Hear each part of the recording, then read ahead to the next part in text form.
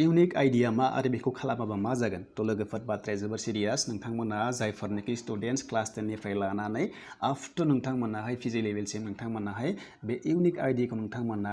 generate खालामना लाथारनांसिगोन जुदि नोंथांमोना बे इउनिक आइडिखौ खुलिना लाया अब्ला नोंथांमोना एडमिसन खालामनो हानाय नंला जेरावबो कलेज इउनिभारसिटि थ' लोगोफोर जोबोर सिरियास बाथ्रा नोंथांमोना जुदि नर्मेल लादोंमोनबा नोंथांमोना सिरियास लानांगोन आरो नोंथांमोना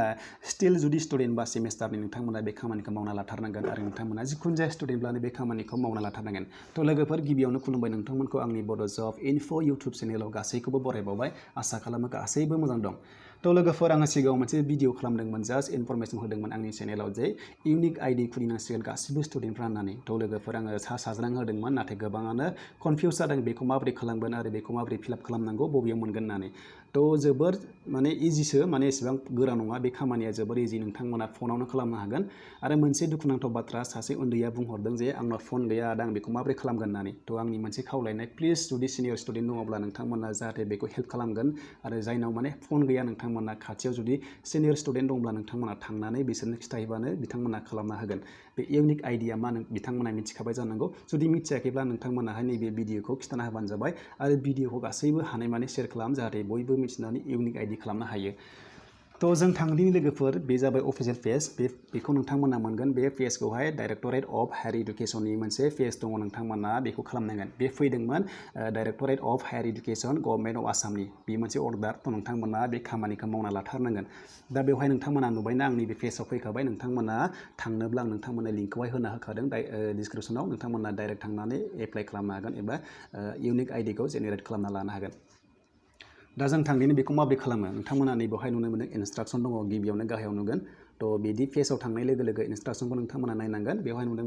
नोंथांमोनाहाय रेजिस्टार खालामनांगोन नोंथांमोननि इनफरमेसन डाटा सोनांगोन आरो बेखौहाय प्रपारलि आरो कारेक्टलि नोंथांमोना फिलआप खालामनांगन जाहाथे मिस्टेक खालामा बेखौ आं खावलायबाय आरो नोंथांमोना बेखौ खालामनायावहाय फन नाम्बार होनांगोन बेवहाय माने अटिपि फैगोन आरो इउनिक आइडिनि नाम्बारा फैगोन रेजिस्टारा थ' बेखौ जोङो बुजिबाय दा जों थांदिनि बे इउनिक आइडिखौ जों बबेयाव इउज खालामगोन नोंथांमोना कनफिउज जादों नङा होमबा बेखौ जोङो जिखुनु जाया स्टेट लेभेलाव एडमिसन लानोबा कलेज इउनिभारसिटि नोंथांमोना जिखुनु जाया गभर्नमेन्ट इनस्टिटिउसनाव लानोबा एडमिसन बे इउनिक आइडिजोंसो नोंथांमोना एडमिसन अनलाइन एप्लाइ खालामनो हासिगोन दाथ' मिथिखागौना बयबो माने डिजिटेल माने एडमिसना अनलाइनसो जायो अनलाइन नोंथांमोना खालामनांगोन दा बेखौ सासे स्टुडेन्टआवहाय मोनसेल' जेनेरेट खालामना लानो हागोन माने मोननै मोनथाम हानाय नङा होनना बुंखाबाय थ' नोंथांमोना जाहाथे मिस्टेक खालामा मोनसेल' हागोन नोंथांमोना मोननै मोनथाम हानाय नङा मानोना बेवहाय रेजिस्ट्रेसन नाम्बारा थायो बेनिखायनो इडिट जानायनि चान्स थाया आरोना उनावहाय माबा मोनसे अपसन थानो हागौ बेखौ दा होथ'वाखै खिन्थु नोंथांमोना मोनसेल' हागोन होननानै बेवहाय रोखा लिरनानै नुखाबाय नोंथांमोना बेखौ नुखाबाय दा फैदिनि दा बेफोर गासैखौबो बुजिनानै लानायनि उनाव नोंथांमोना थांनांगोन नैबे गो फर रेजिस्ट्रेसन बेवहाय थांनाय लोगो लोगो माखासे पेज फैगोन इन्टारफेस थ' आं दा थांबाय नैबेबायदि फैबाय बेयाव थांनाय लोगो लोगो नुदों नोंथांमोना डाइरेक्टरेट अफ हायार इडुकेसननि गोजौआव नुदों थ' बेयो जादों बेखौ नोंथांमोना प्रपारलि आरो कारेक्टलि इउज खालामनांगोन होननानै रोखा रोखा लिरना होखादों बेखौ इनस्ट्राक्सनखौ होबाय थाखादों जाहाथे मिस्टेक खालामा बेखौ आं खावलायबाय दा थांदिनि पार्सनेल इनफरमेसन बेवहाय गोबां बुजिनांगौ दङ नोंथांमोना बे पार्सनेलाव जादों नोंथांमोननि एड्रेसखौ होनांगोन एबा नामखौ होनांगोन बेनो जाहैबाय नोंथाङा फार्स्ट नेमखौ होनांगोन जुदि नोंथाङा राहुल बा राहुलखौ होदो जुदि नोंथाङा राहुल कुमार बर' दङबा नोंथाङा बे मिडिल नेमावहाय कुमारखौ होनांगोन दे नैबेवहाय जुदि नोंथांना कुमार गैया डाइरेक्ट राहुल बर'ल'बा नोंथांमोना मिडिल नेमखौ होनाङा फार्स्ट नेमावहाय राहुलखौ होदो लास्टावहाय बर'खौ होदो होमबानो जागोन बेखौ बुजिबाय कनफिउस जादोंमोन सासे मानसिया सोंहरदोंमोन बेखौहाय आं बुजियाखै होननानै मिडिल नेमखौ थ' बे जाबाय दा थांदिनि फादार्स नेमखौ होदो मादार्सनिखौ होदो आरो लोगोसे फन नाम्बारखौहाय नोंथांमोना होना लानांगोन फन नाम्बारा नोंथांना एक्टिभ जानांगोन मानो होनोब्ला बेवहाय माखासे आइडि नाम्बार फैगोन रेजिस्ट्रेसन नाम्बार फैगोन नोंथांमोना जाहाथे बेखौ एक्टिभ नाम्बारखौ होयो आं बेखौ खावलायबाय बिनि उनाव फैबाय डेट अफ बार्थ नोंथांमोना बेवहाय डेट अफ बार्थखौ होदो आरो जेन्डारखौहाय बेवहाय सेलेक्ट खालामना होबानो जाबाय मेल फिमेल नोंथाङा होबानो जाबाय आरो नोंथांमोननि धोरोमखौ होबानो जाबाय रिलिजनाव आरो लोगोसे कास्ट थ' कास्टआव थुनाय लोगो लोगो माखासे अपसन फैगोन दे बेखौ नायनानै लाबानो जाबाय बेखौ नोंथांमोना थुनाय लोगो लोगो SC ST OBC गासैबो फैगोन आङो दायो नेट अन खालामाखै बिनि थाखाय फैयाखै थ' नोंथांमोनाहाय बेबायदि थुनांगोन बेखौ जों बुजिबाय आरो जों फैबावबाय नैबावहाय PWD लोगोफोर PWD आ मोनसे जोबोर इम्परटेन्ट नोंथांमोना बुजियाखै जानांगौ खायसेयानो आंनावहाय सोंहरदोंमोन PWD माने मा होननानै बेनो जाहैबाय नोंथांमोना नुनो मोनदों पार्सन विथ डिसेबिलिटि माने सासे मानसिया माबाफोर प्रब्लेम थानो हागौ डिफेक्ट जेरै हमना ला खोमा खोनाया मेगन नुवा बा सासे मानसिया एसे प्रब्लेम दं देहायाव थ' बिदि दंब्ला नोंथांमोना येस होबानो जाबाय जुदि गैयाबा न' होबानो जाबाय थ' लोगोफोर बेखौ बुजिबाय दा जों थांनि नेक्स्टआव स्टेट डमिसाइल तो जोङो बेहाय स्टेट डमिसाइला बुंदों नोंथाङा बबे स्टेटनि तो बेखौ जों आसामखौ अपसनाव होबानो जाबाय नोंथांमोना बेवहाय क्लिक खालामनाय लोगो लोगो माखासे अपसन नुगोन नोंथांमोना बेवहाय आसामखौ होबानो जाबाय दा आसामाव होनाय लोगो लोगो नोंथांमोननि डिस्ट्रिक्टआ श' जागोन बेवहाय नोंथांमोना सेलेक्ट खालामनो हागोन डिस्ट्रिक्टखौ होबानो जाबाय नोंथाङा बबे डिस्ट्रिक्टनि दा फैबाय जोङो एग्जामिनेसन तो बे लोगोफोर जोबोर इम्पर्टेन्ट एग्जामिनेसन एन्ड कर्स इनफरमेसना बेखौ जोबोर प्रपारलि नोंथांमोना फिलआप खालामनांगोन नङाबा मिस्टेक जायोब्ला जोबोर दिगदार जागोन लोगोफोर बेले बेजे जागोन तो जों थांदिनि बेखौ दा माबोरै खालामना नायदो नोंथांमोना दा फैबाय जों लोगोफोर बेवहाय नोंथांमोना नुनो मोनदों लास्ट क्वालिफाइं एग्जामिनेसन बे बुंदों लोगोफोर नोंथाङा दाख्लै बेवहाय मा एग्जामखौ पास जादोंमोन हमना ला आं मिनिमामाव फैनोसै मिनिमाम नोंथाङा फंबाया दाख्लै माने HSLC पास जादोंमोन नङा होमबा 10 पास जादोंमोन तो जोङो बेखौहाय लास्ट क्वालिफाइं जुदि नोंथाङा हायार सेकेन्डारि पास जादोंबा हायार सेकेन्डारि फैगोन आरो डिग्रि बा डिग्रि फैगोन तो जोङो दायो मिनिमामखौ लानोसै बुजायग्रोनो थाखाय तो बे जाबाय नोंथाङा बेवहाय दाख्लै बावै HSLC पास जादोंमोन एबा मेट्रिक पास जादोंमोन तो बेवहाय सेलेक्ट खालामदो HSLC आव आरो फैबाय नोंथाङा रेजिस्ट्रेसन नाम्बार तो जोङो रेजिस्ट्रेसन नाम्बारखौ जोङो 10 फरायनाय समाव मोनोमोन ना स्कुलावहाय बेखौ होनांगोन आरो बेवहाय तो बेखौ बुजिबाय दा चेकिं फर एडमिसन तो लोगोफोर नोंथाङा दायो मायाव बबेयावहाय माने एडमिसन लानो नागिरदों बेवहाय नोंथाङा होनांगोन माने 10 पास जानायनि उनावहाय OHS आव लायो नङा होमबा OHS आव होदो बेखौ OHS आव होनाय लोगो लोगो OHS आवहाय बेसेबां कर्स थायो नोंथांमोना बबेयाव लागोन बेखौ होदों नैबावहाय चेकिं एडमिसन फर नैबे इयार बा सेमिस्टार बे जाबाय नोंथांमोना चेकिं एडमिसनावहाय बबेयाव लागोन बेनो जाबाय नोंथाङा दा 10 पास जानाय लोगो लोगो हायार सेकेन्डारियाव लादों नङा होमबा दा हायार सेकेन्डारियाव होनाय लोगो लोगो नैबे अपसन फैगोन बेनो जाबाय फार्स्ट इयार आरो लोगो सेकेन्ड फार्स्ट आरो सेकेन्ड थायो नङा होमबा फार्स्टआव होबाय जोङो फार्स्ट इयाराव होबाय फार्स्टआव होनाय लोगो लोगो बेबायदि फैबाय तो बेखौ बुजिबाय आङो जास्ट दा थांबावसिनि स्पेसियेलि फर HSLC पासनि थाखाय नोंथांमोना माने फंबायमोना बिनानावमोनाहाय एकाउन्ट नाम्बार थाथ'वा दायो बेनि थाखाय नोंथांमोना होनांगोन नोंथांमोननि गार्जेननिखौनो होनो हागोन जेबो टेनसन लानाङा नोंथांमोनाहाय बेखौ उनाव एडिट खालामनो हागोन नैबे जाबाय नोंथांमोना नैबे एकाउन्ट हल्डार नेमावहाय नोंस्रा फादारनिखौ जागोन बेबा बिफानि जागोन गार्जेननि जागोन आरो बेवहाय एकाउन्ट नाम्बारा जागोन नोंनि जानाय नङा मानो होनबा नोंहा गैथ'वा दायो आरो नोंथाङा नैबावहाय फंबाय बिनानावमोना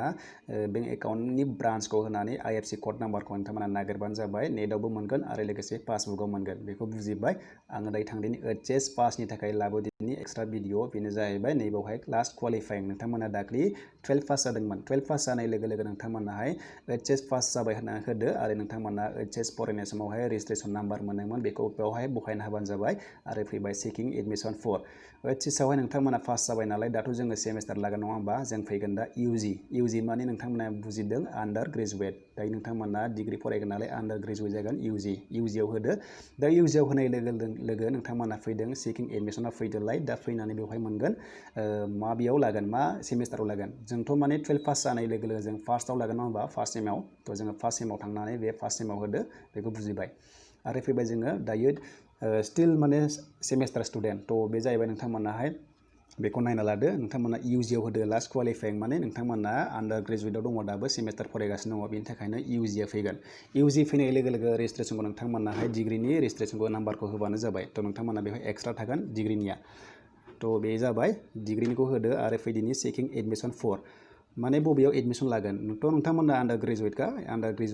ग्रेजुवेटआवनो जागोन बे UG आवनो जागोन नोंथांमोना UG खौ होदो UG खौ होनाय लोगो लोगो नोंथांमोना आरो सेमिस्टारखौ बेवहाय बबेयाव लागोन थ' जोङो दायो फिफ्थआव लागोन ना थार्डआव लागोन जोङो फिफ्थआव लायोबा फिफ्थ सेमिस्टाराव होदो बेयाव होदो आरो नोंथांमोना एकाउन्ट डिटेल्सखौथ' होखानांगोन बेखौ नोंथांमोना मिथिखाबाय नोंथांमोना अलरेडि दंखायो बेखौ होबानो जाबाय आरो फैबावबाय जोङो माने दायो PG लेभेलाव जों एडमिसन लानोबा नोंथांमोनाहाय फैनांगोन थ' जोङो PG आव लागोन लोगोफोर जोङो PG आव लानोबा आरोबाव थांबावनांगोन जोङो लास्ट क्वालिफाइंआव जोङो लास्ट क्वालिफाइं एग्जामिनेसनखौ जोङो लोगोफोर UG खौनो होनांगोन मानोना जों UG खौहाय जोङो कमप्लिट खालामबाय UG खौ होदो आरो लोगोसे रेजिस्ट्रेसना बेनो थागोन आरो चेकिं एडमिसन फर बे जाबाय लोगोफोर बे जादों चेकिं एडमिसन फरा नोंथांमोना बबेयाव एडमिसन लागोन दायो माने बे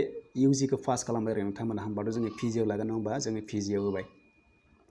जोङो PG आव होनाय लोगो लोगो बबे सेमिस्टाराव जों लागोन नोंथांमोना मिथिखागौ PG लेभेलावबो माने सेमिस्टार जाबाय होननानै थ' PG लेभेलाव जोङो सेमिस्टार जानाय लोगो लोगो बेवहाय थांनांगोन जोङो डाटा लिस्टआव बेवहाय थांनाय लोगो लोगो अपसन फैगोन जोङो फार्स्ट सेमाव लागोन फार्स्ट सेमिस्टाराव जोङो लागोन बेवहाय थुना होदो अब्लानो जाबाय गासिबो आरो बेंक डिटेल्सआथ' दंखायोसै नोंथांमोना मिथिखागौ गोरोंजोबखा स्टुडेन्टसफ्रा सेमिस्टारना माने थाखायो स्कलारशिप मोनबाय थाखायो थ' बे जाजोब्बाय जुदि नोंथांमोना गासैबो बेफोरो कारेक्ट जाबायब्ला नोंथांमोना खनसे चेक खालामफिननो हागोन चेक खालामनानै नोंथांमोनाहाय लास्टआव फैनानै मोनसे केपचा दङ बे केपचाखौ नोंथांमोना नैबे गाहाय बक्सआव लिरनांगोन बे 775385 बेखौ नोंथांमोना लिरनांगोन बे केपचाया बयनाबो एखे जाया एसे बेलेग बेलेग जागोन थ' बेखौ नायना लाबानो जाबाय आरो बेखौ नोंथांमोना बे बक्सआव कारेक्ट होनांगोन जुदि कारेक्ट नङाब्ला बियो साबमिट जानाय नङा दा फैबाय फैनानै नैबेहाय नुदोंना बक्सआवहाय नोंथांमोना बेवहाय क्लिक खालामनांगोन क्लिक खालामनाय लोगो लोगो नोंथांमोनाहाय नैबावहाय थांनांगोन साबमिट थ' साबमिटआव थांबाय लोगोफोर साबमिटआव थांनाय लोगो लोगो नोंथांमोनाहाय साबमिट जासिगोन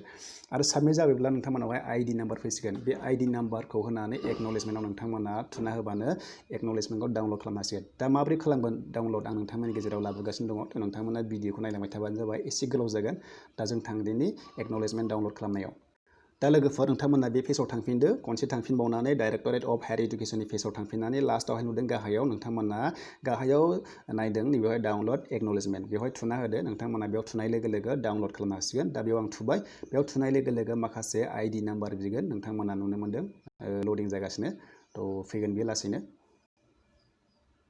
फैबाय लोगोफोर जिअ नेट एसे स्ल' जादोंमोन थ' डाउनलड एक्न'लेजमेन्ट बेबायदि नुबाय नोंथांमोना माखासे होनांसिगोन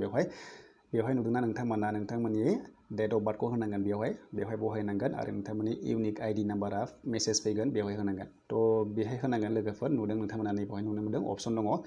इउनिक आइडिखौहाय बेयाव होबानो जाबाय बहायनानै नोंथांमोननि मेसेज फैगोन नोंथांमोनावहाय बेखौ नोंथांमोना सेभ खालामना ला लिरनानै ला नट खालामनानै जाहाथे आन्दाया आरो फैबाय डेट अफ बार्थ बेखौ होनाय लोगो लोगो नोंथांमोना साबमिट थ' बे साबमिटआव थुनाय लोगो लोगो नोंथांमोननि एक्न'लेजमेन्टआ श' जागोन आरो नोंथांमोना जुदि रिसिभबो खालामनो हागोन जुदि मिस्टेक जायोब्ला नोंथांमोना लिरफिननो हागोन आरो जुदि नोंथांमोना जाजोब्बायबा गासैखौबो साबमिट खालामनानै श' खालामनो हागोन थ' नोंथांमोना डाउनलड खालामना लानो हागोन नोंथांमोना बेखौ दोनबानो जाबाय मोजाङै थ' लोगोफोर नोंथांमोना भिडिअखौ मोजां मोनदोंबा लाइक खालामबानो जाबाय साबस्क्राइब खालामबानो जाबाय गोदानै फैदोंब्ला आरो भिडिअखौ हानायसेबां शेयार खालामना होबानो जाबाय जाहाथे बयबो मिथिनानै बेखौ खालामनो हायो खिन्थु लोगोफोर जुदि नोंथांमोना सिरियास लायाब्ला एडमिसन मोननाय नङा